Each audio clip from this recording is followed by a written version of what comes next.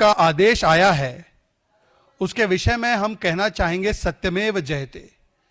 ये मद्रास हाईकोर्ट का ऑर्डर दरअसल एक वेंडेटा पॉलिटिक्स के तहत, विंडिक्टिव पॉलिटिक्स के तहत हमारे आईटी सेल के प्रमुख अमित मालविया, जो बंगाल के सहप्रभारी भी है, उनको केवल सच बोलने के लिए इनाम के रूप में प्रताड़ित करने के लिए डीएमके की सरकार ने फाइल किया था।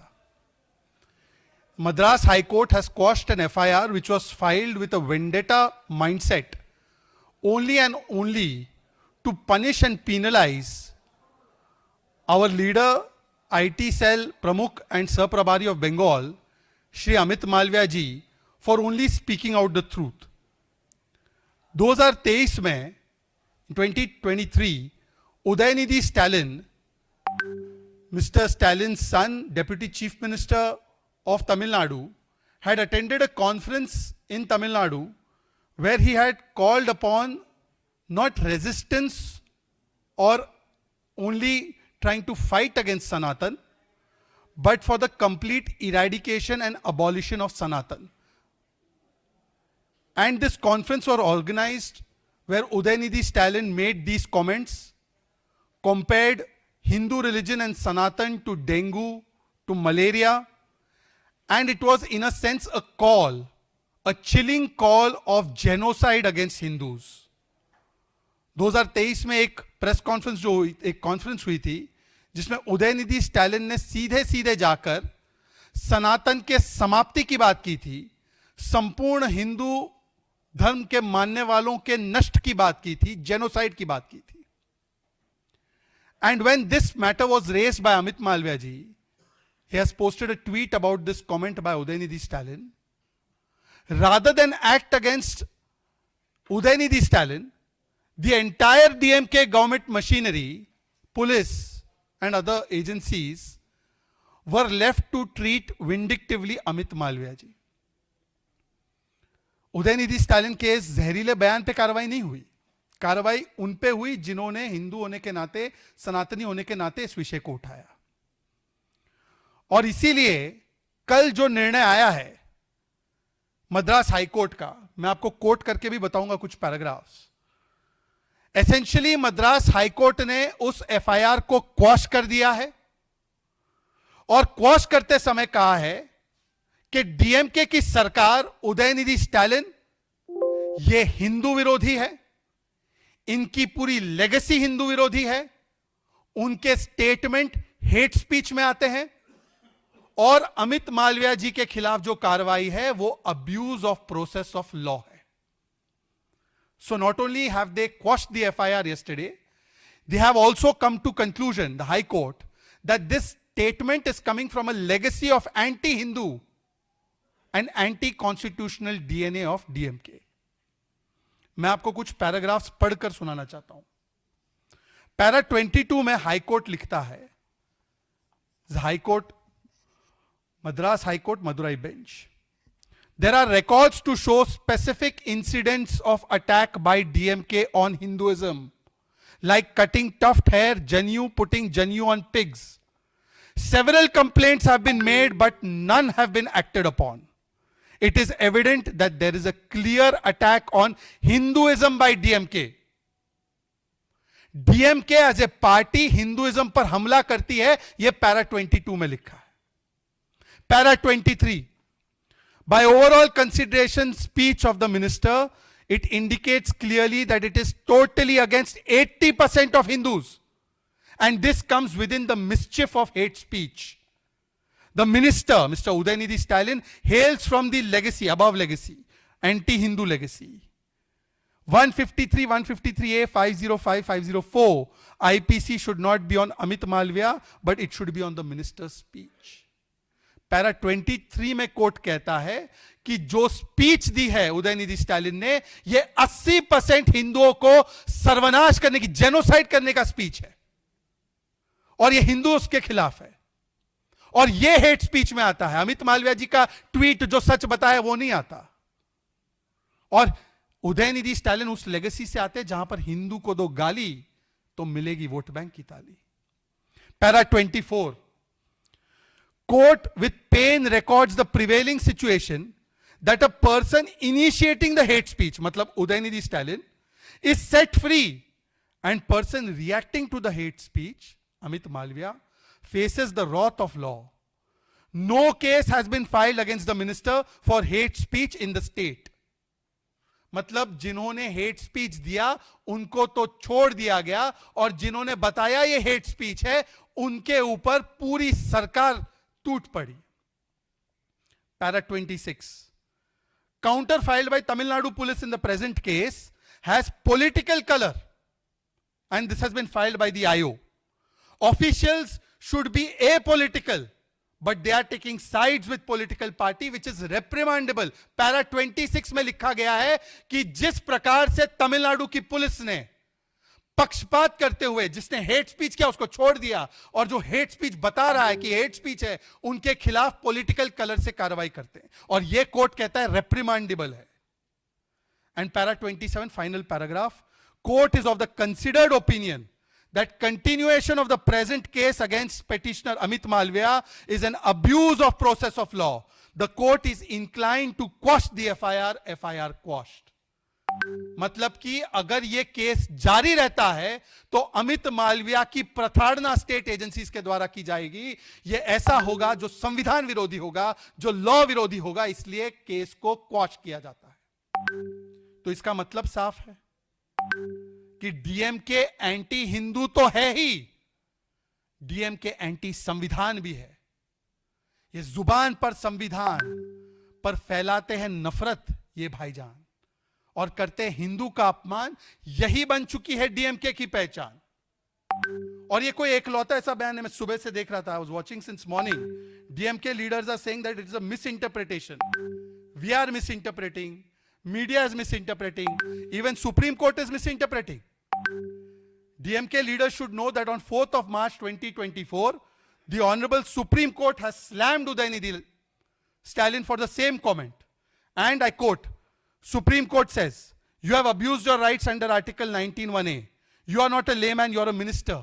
You should know the consequences of your speech. उधर भी hate speech कहा गया था उदयनिधि स्टालिन के बयान को सुप्रीम कोर्ट के द्वारा. इसी स्पीच पर सुप्रीम कोर्ट को इंटरप्रिटेशन नहीं करना आ रहा है, हाई कोर्ट को इंटरप्रिटेशन करना नहीं आ रहा है, हिंदुओं को इंटरप्रिटेशन करना नहीं आ रहा है, केवल डीएमके को इंटरप्रिटेशन करना आ रहा है. और डीएमके का तो चरित्र बन चुका है. It has become the DNA of DMK.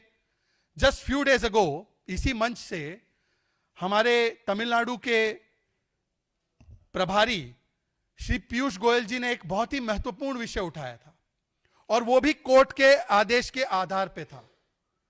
उस समय पर भी मद्रास हाई कोर्ट के डिवीजन बेंच ने यह जजमेंट दिया था कि जो सिंगल जज का जजमेंट था दीपम केस में कि हिंदुओं को कार्तिकाई दीपम लगाने का अधिकार है मदुराई में, वो फैसला सही है. और उस समय पर भी डीएमके ने क्या किया था? उस समय पर भी डीएमके ने इंपीचमेंट वाला फतवा जारी किया था उस जज के खिलाफ.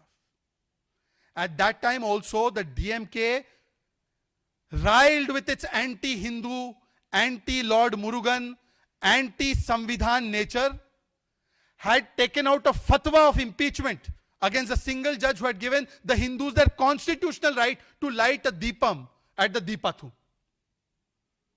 So this is not Sahyog. It is socha samjha vote bank ka udyog to give gali to Hindus, to abuse Hindus, to threaten Hindus in the state of Tamil Nadu by DMK.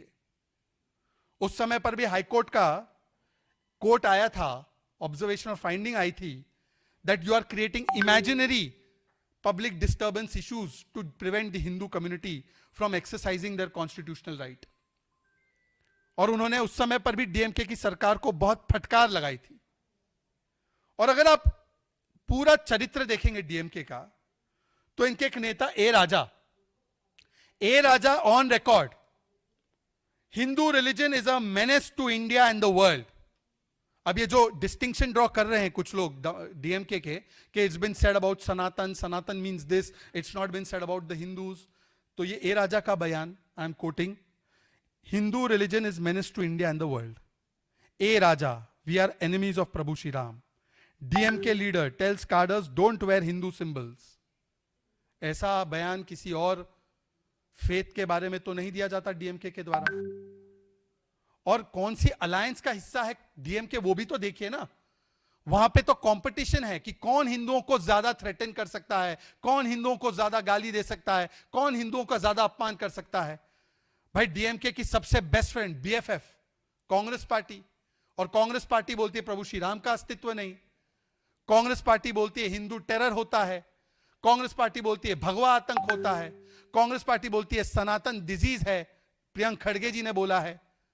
तो ये तो Congress party का चरित्र, जो राम मंदिर प्राण प्रतिष्ठा को भी नाच गाना बोलते हैं, राम मंदिर को भी लटकाते अटकाते भटकाते हैं उसके निर्माण को। फिर उनकी दूसरी बीएफएफ समाजवादी पार्टी, जो कहती है मठाधीश इज इक्वल टू माफिया, जो कहती है रामचरितमानस को जला दो, जो कहती है कि वह हिंदू राम मंदिर जो है वो बेकार है और हिंदुओं पर गोलियां चलाती है और उसका अभिमान उसको महसूस होता है। ये तो इनके साथी है। इनकी तीसरी बीएफएफ टीएमसी, टीएमसी बोलती है प्रभु श्री राम मुस्लिम थे, जय श्री राम बोलोगे तो जेल में जाओगे। अभी जागो मां किसी सिंगर ने गाया तो उसको पीट दिया टीएमसी के कार्यकर्ताओं ने। तो डीएमके की संगति भी तो देखिए, ये पूरा अलायंस हिंदू विरोधी alliance. This entire INDI alliance, it has two facets, anti Hindu and anti संविधान। Yet they go around saying कि ये संविधान के रक्षक है, ये संविधान बचाओ वाले हैं। तो आज मेरा 3 सवाल है इस पूरे इकोसिस्टम से। सवाल number 1, question number 1 for the Congress DMK ecosystem, what happened to free speech, संविधान बचाओ, in case of mister Amit Malviya?